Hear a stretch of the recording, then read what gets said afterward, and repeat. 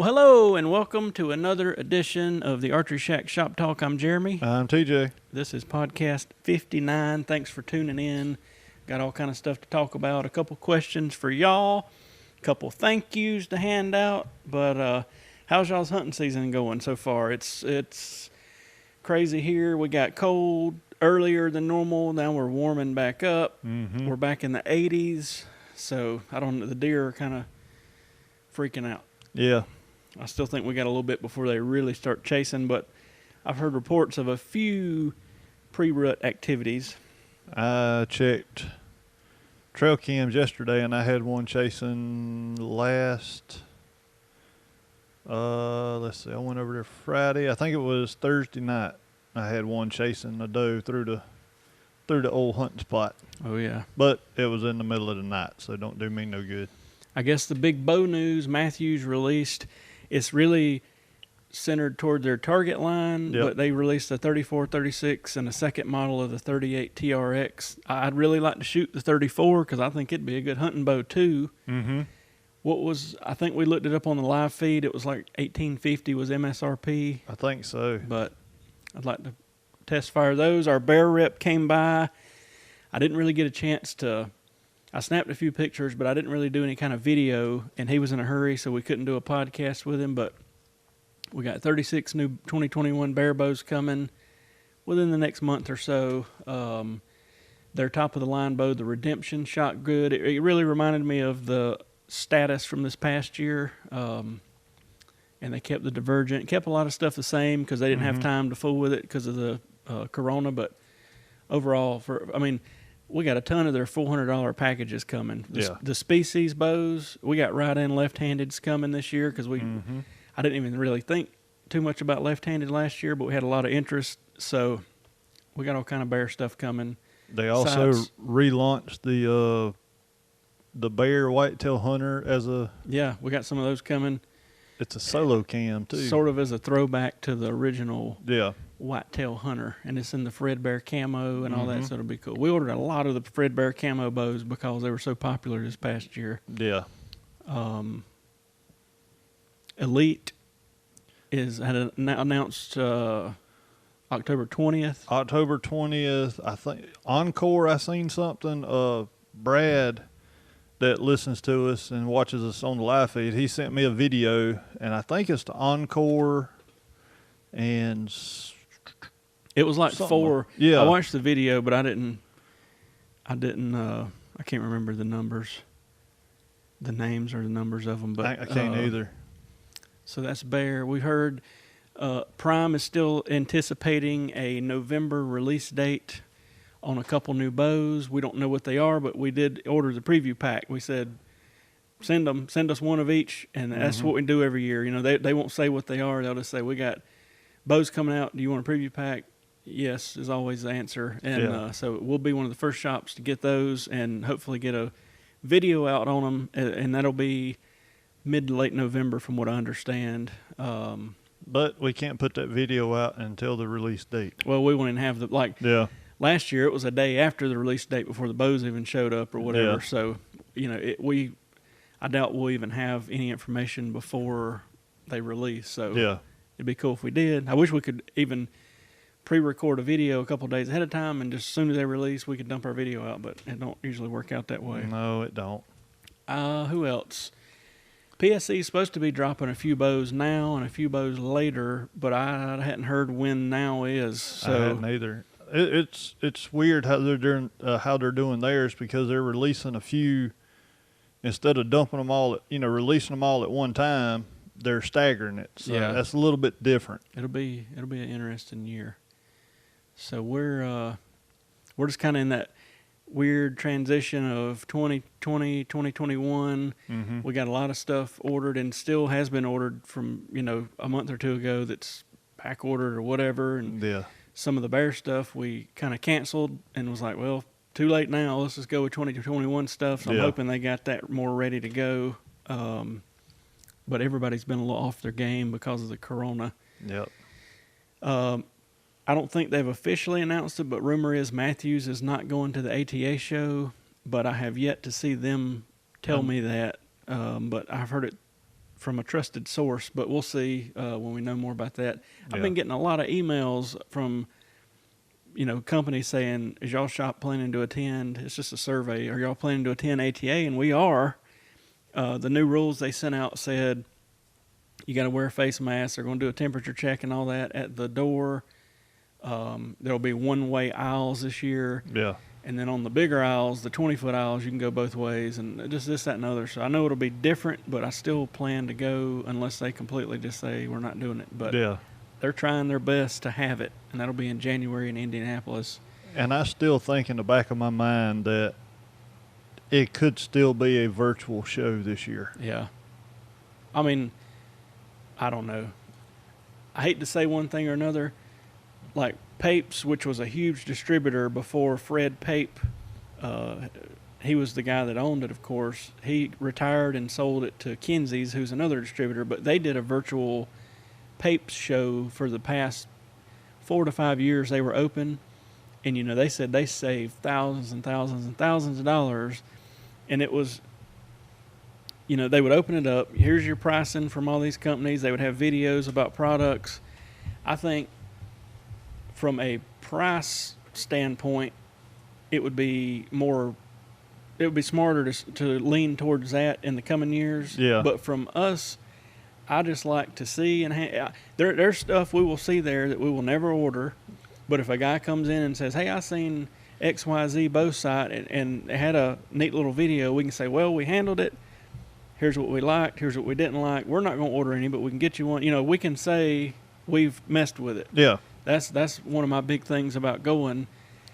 Because honestly, in the past years, they'll email us beforehand and say, here's the dealer specials. You don't even have to be here to get them. Yeah. So, going back to what you said about us handling everything at the ATA show, for example, that Burris Oracle site that we ordered for a guy a couple weeks ago, and we installed on his bow. And a lot of people, I don't know if I posted a little video, thing saying, look what we got in on Instagram, and people were like, I want to review, but a guy ordered it and his bow came in, and we got it out so quick I didn't have time to do like a full-blown review. And well, I guess we can just, I like it, but it's an $800 sight. Yeah. It's not something we're going to stock. After I set that one up, I feel like I could set one up a whole lot quicker, because there's all sorts of, ultimately you put it together. It comes with this little reflective target. You screw this laser into the front of the sight. It don't stay on there all the time. You go out there, you have to align the laser, which is ultimately the rangefinder part of the sight. Yeah. Once you do that, you take the laser back off, and then you have to do all this calibration stuff is what it boils down to. Yeah. I feel like in about 20 minutes, I feel like I could probably have one rolling this time. It took about an hour on that first one. We've seen them at the show. Yeah. What I like about the Burris over the other ones is it's got that static 20-yard pin. If the sight shorts out, battery goes dead, whatever, you still got a 20-yard mark to go by. But once you get it set up, you just point it at the target, click it, or whatever you're shooting at. It'll tell you how far it is, and it will illuminate on this LED strip the pin. So you just fire away. Can't get much more simple once it's set up. Yeah. On the IQ one, the Define, how does that, I can't remember off the top of my head. Our buddy Cliff's got one, but I think it's just straight rangefinder. Okay. Because it's like $300 or $350. Okay. And then the Garmin, to me, the plus, if I was getting the Garmin, I'd get the higher price one, and I'd get the Garmin watch. And it will somehow coordinate where the arrow made contact with the deer and where the arrow ended up at, and all this crazy stuff. And I don't have much experience with those either, but just telling you what I've seen. Yeah. But yeah, I mean, it was a neat sight. It wasn't as heavy as I was thinking it was going to be. It's big, but it's not that heavy. Yeah, it's more or less big than it is. I'd like to read up, and maybe y'all know more than I do. Is it weatherproof, or is it kind of weatherproof, or is it just going to short out in the rain? That'd be a big concern of mine. Or what if the rangefinder little thing fogs up and it can't get a range, and then what do you do? There's several concerns. I wouldn't spend $800 on it, but it was neat. I'm glad we got to do one. Yeah. And if we weren't just trying to get the bow set up so he could come grab it, I would have done a video, but I didn't. So.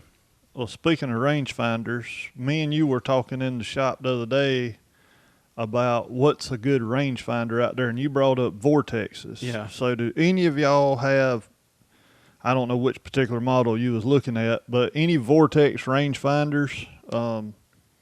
Number one of the questions I would have is, how does it do on a black 3D target or a black target?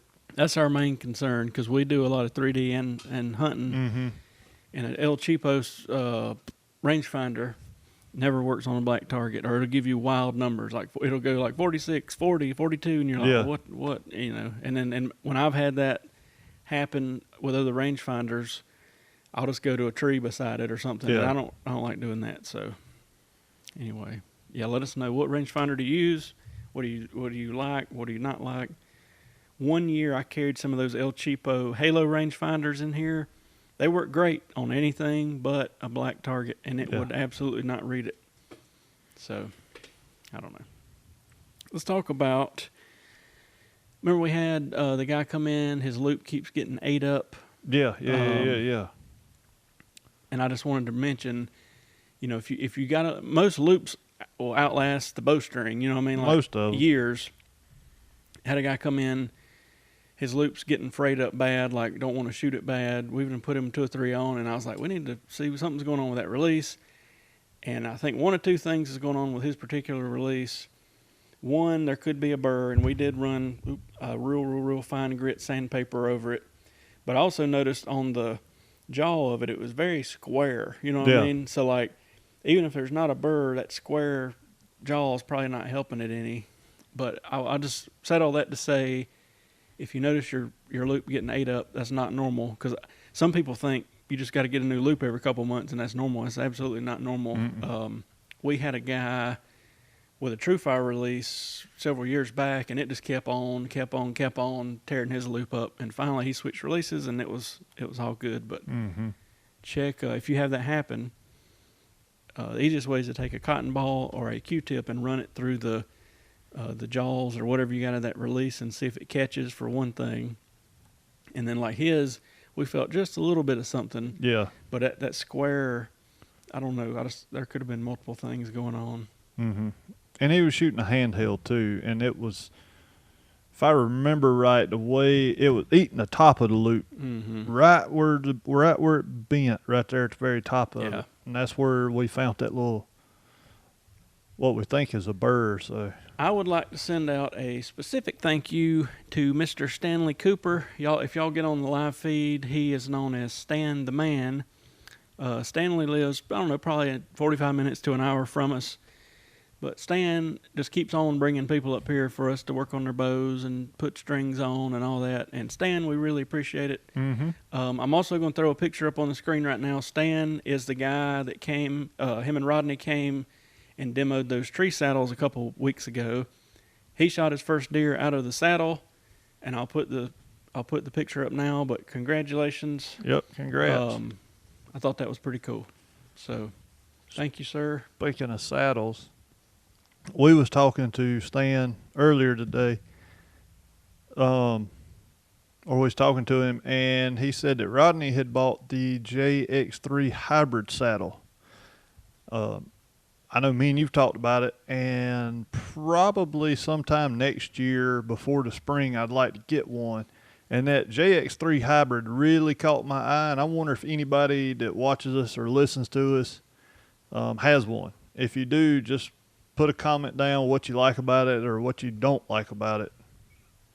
From what I can tell, it's kind of like sitting in a chair, pretty much. Yeah, like a leg dangling chair situation. I'd be curious to know myself.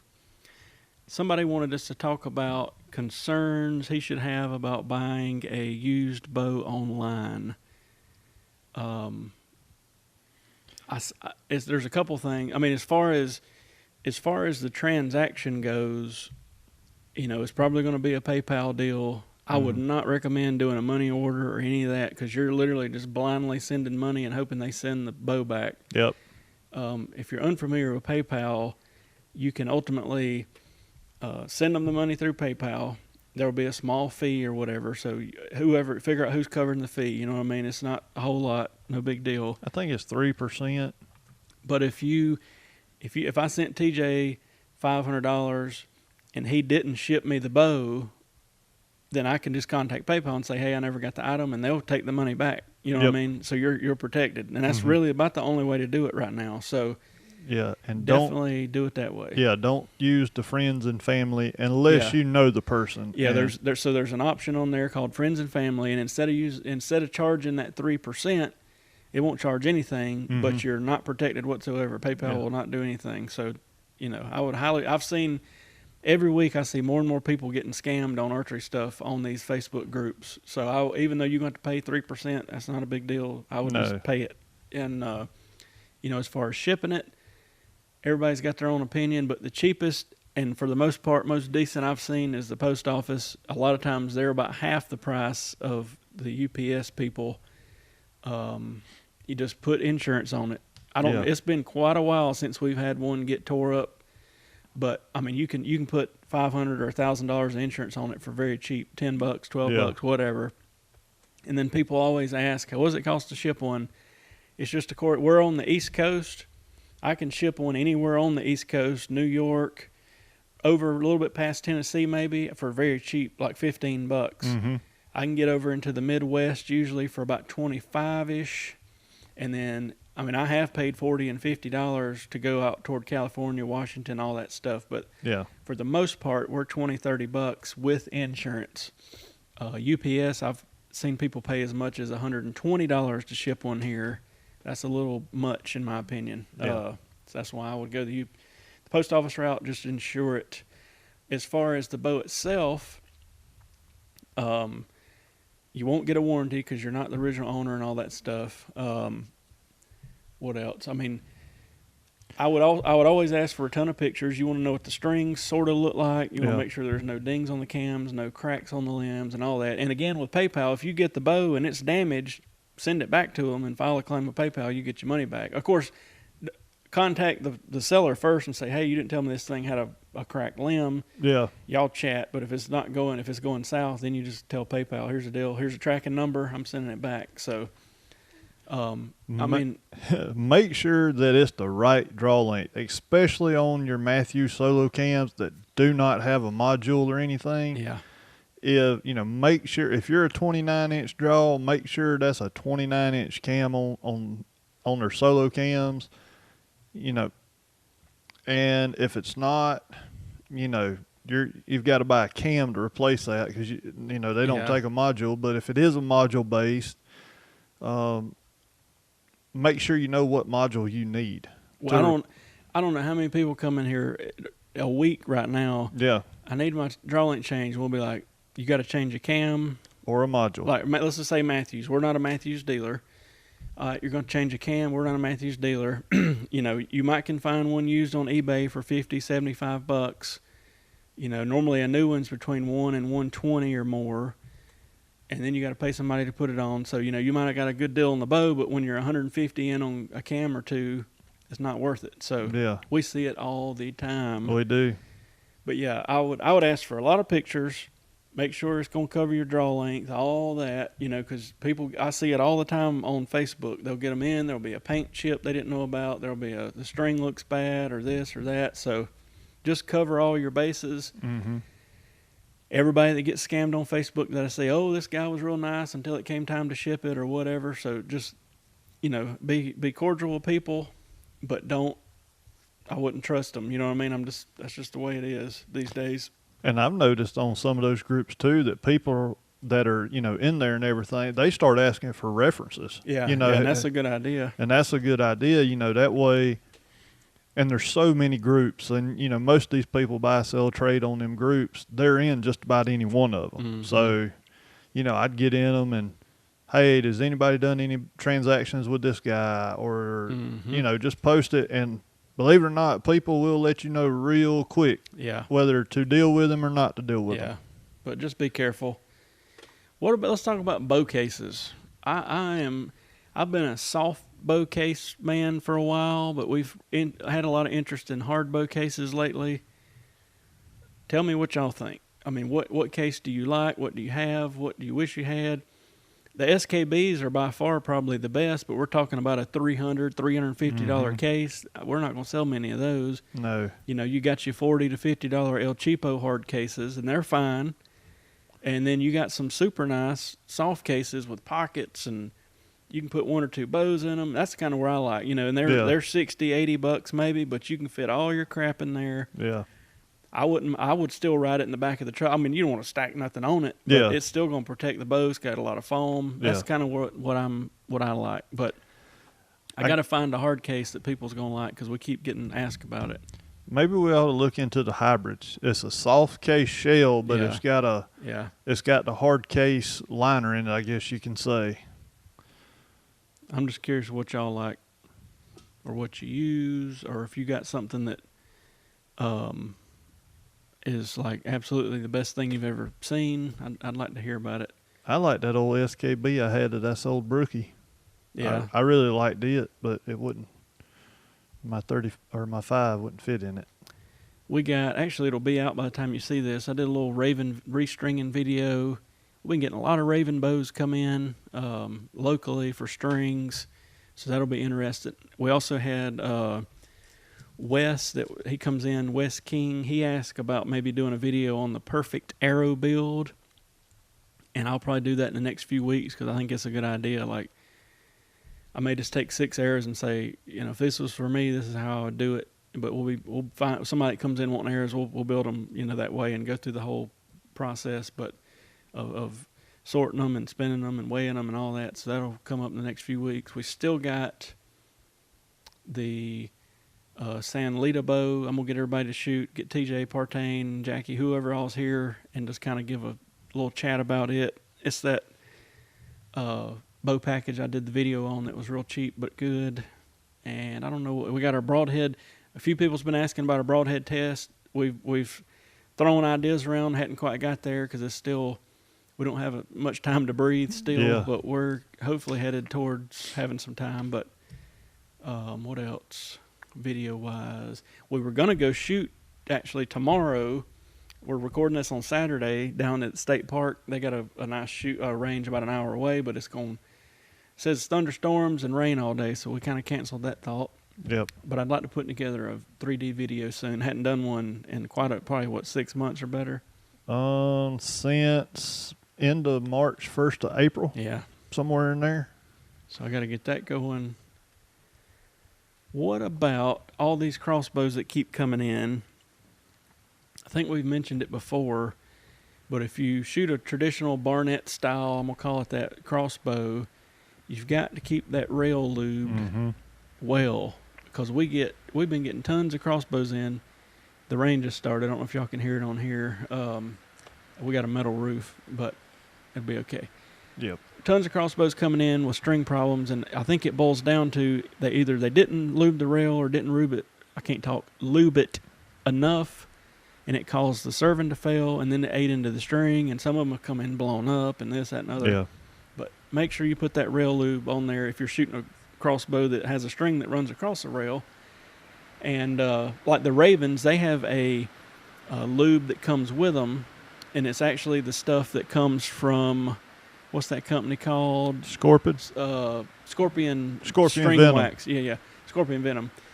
And it's their polymetric bowstring fluid, but you're supposed to lube up the strings because it's such a aggressive crossbow. You know what I mean? Yeah. I mean, people don't realize how much tension is on all that when you're shooting it and everything, but make sure you use all that sort of stuff. Follow the guidelines, because we keep seeing problems that...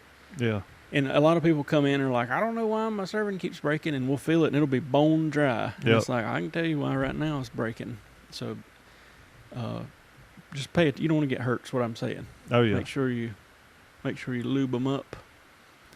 What else have I got? String silencer options, somebody asked about. You've got, I'm just going to name them off, and then we'll talk about what we like. Just in general, you've got string leech style stuff, which is what Limb Saver makes. It's a little rubber gizzy you stick in between the string. They work great. Sometimes they fall apart, though. You got the old school cat whiskers, which are the little ball-looking gizzies made out of rubber. They've been around quite some time. You got beaver balls, which you don't hardly see on compounds anymore. You got the monkey tails or the wishbones from Pine Ridge. Wishbones, yeah. It's just according to what you like. You know what I mean? Like, to be honest, those cat whiskers are hard to beat, but they're big and they stick out. You know what I mean? Yeah. So we still do them, but we don't do as many as we used to. Something like a string leech is real popular. The thing about a string leech people don't understand, though, is it goes in between the string, kind of like a peep sight, and if that thing moves up or down, it will twist your peep. Yep. And people come in, they'll get string leeches, and that thing will slide or whatever, and you can tie them in. If the bowstring's got a good bit of twist, I typically don't tie them in because they'll stay put. But if it don't have much twist, you know, just according to what bow it is or who made the string, whatever. But the good thing about the monkey tails or the wishbones is you can put them on at home. Yeah, you can do it yourself. I mean, it's just pretty much you take it, run it through itself, and you're done. Yep. And you could go as far as the Pine Ridge Nitro Speed Sleeves XLs too. Yep. And that, like the speed sleeves or the nitro buttons or XL buttons, whatever you want to call them, I like them because they still add speed to the bow, but they also take out some of that twanginess because they're rubber. Now, they don't add as much speed as a brass knot, but... And a lot of bows now, all your newer Matthews and newer Hoyts, you've got to run the brass speed knocks on it. It'll do all kind of crazy stuff. Yeah. Another question I want to talk about, people ask, is how to measure draw length. And there's a million ways to do it, but what we have found most efficient... Let me back up. When we were at the store 20 years ago called Bucks and Bass, and we worked there, our main way of measuring draw length, and I've still got one, Bear actually made this draw length checker, and it was a very lightweight poundage recurve. We put a loop on it, and it had an arrow built into it with the draw length hash marks on it. We'd have people pull it back, but the problem is it would load up still pretty good. Oh, yeah. So you'd see people pull back, and you could tell that arm had a lot of bend in it, or they were crouched in, or whatever, because they're having to hold it for a minute. And I noticed you could almost add about an inch of draw length to whatever that thing said, because it wasn't right. Wasn't consistent. So what we started doing, probably 6, 7, 8 years ago, is the whole wingspan method. You know, hold your arms out the side, birdie finger to birdie finger, divide it by 2.5, and I swear it'll get you within about a half inch of being there. You know what I mean? You might have to make a small adjustment. I mean, like when you do it, you don't want to be like super duper duper stretched out. You just want to be casual, arms out to the side. I think that's what makes it vary a little bit. Sometimes I'll see people just like straining to get their arms out, but that's, you know, you can also make a fist and put it up against the wall and measure from wall to the corner of your mouth. I guess I say over here, and that kind of works. But again, it's like, how much bend are you putting in that arm? Yeah. You got to be careful. So, a lot of people ask that all the time. That's my answer. What else can we talk about?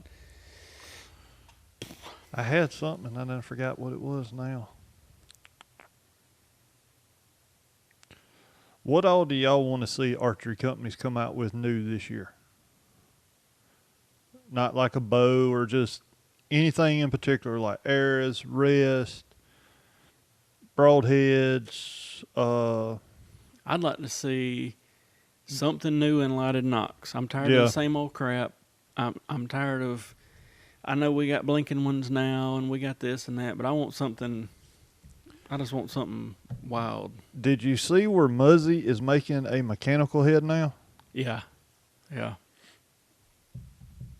What is it? What's it called? I can't remember. I think I've ordered some for somebody.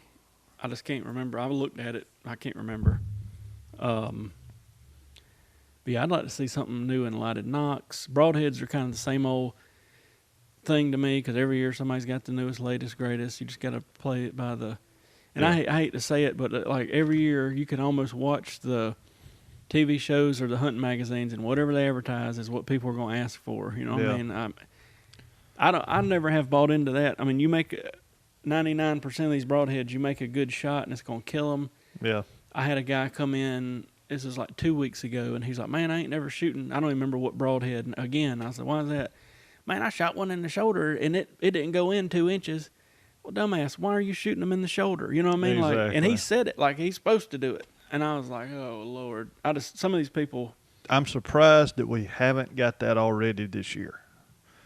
More than just that one guy. Yep. You know, normally that's about every Saturday afternoon, right? You know, we're in college football season, which most people are not watching college football because it's so screwed up with the corona. Yep. But, you know, right around that 11, 12:30, 1 o'clock, we'd get some people come in here looking at broadheads, and I ain't shooting this one. I shot it in the shoulder. And I'm like, well, why are you shooting it in the shoulder? I don't know, man. But I've seen people in this shop almost want to fight about broadheads between each other before. Oh, yeah. And, you know, it's not when mechanicals first hit the scene, there were some heavy opinions on that. There still are, but not as much. Yeah. I mean, I've seen some people straight out ready to fist fight. And it's like, I remember back at Bucks and Bass, going back to that, one time a guy was already there, me and him were just chatting. Another guy came in looking for some broadhead. I think one shot a Muzzy and one shot a Rocket, I think, and the Rocket was mechanical. And they get talking about broadheads in front of me, and I'm just kind of sitting there watching. And the mechanical guy had said, oh, he's been out to wherever, Colorado, and shot elk with them. And the Muzzy guy was like, I wouldn't shoot with the mechanicals, and blah, blah, blah, blah. And they get loud. I mean, like, literally, I'm thinking, I'm going to go around this counter and push them apart. And they got to hollering at each other, and people started, you know, coming over, like, wanting to know what was going on. And I was like, dudes, hey, we're just talking about broadheads. It'll be fine. You shoot what you want to shoot. You shoot what you want to shoot. Let's calm it down here. But, I mean, it literally got into a shouting match in the middle of the store. And both of the dudes I know and were cool dudes, and I'd have never seen, but, man, they got into it. But it's crazy. It is. It is. We seen Black Eagle sent us a bunch of new information. I think they're going to come out with a new quiver. It's something, the XL version, so I don't know if that means it'll hold more or if it's longer or what. I don't know. We'll know more soon. Yeah. We're going to get some of their Conquest bars in. We've had a few in. We're going to get some more and start leaning that way, I think, because they make a nice product. What do we got? I ordered some quivers from Trophy Ridge. Ordered some more sights from Trophy Ridge. We'll have more Spot Hog coming. Just trying to think. I ordered some more crossbows from Bear. They're making I don't know what I hear. It's a 4-wheeler. Bringing up the security camera. Bear came out with a tiny little crossbow. I can't think of the name of it off the top of my head. I got a picture of it, but it's kind of to compete with a Raven or something. I think if I remember specs right, it was like 8 1/4 inches cocked.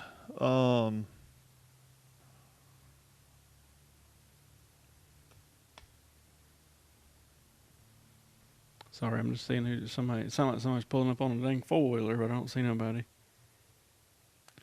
But anyway, yeah, but I don't know. I feel like once you get into that over $1,000 range, you might as well go Raven, because that's what Mission or is it the Impact? Was that the name of it?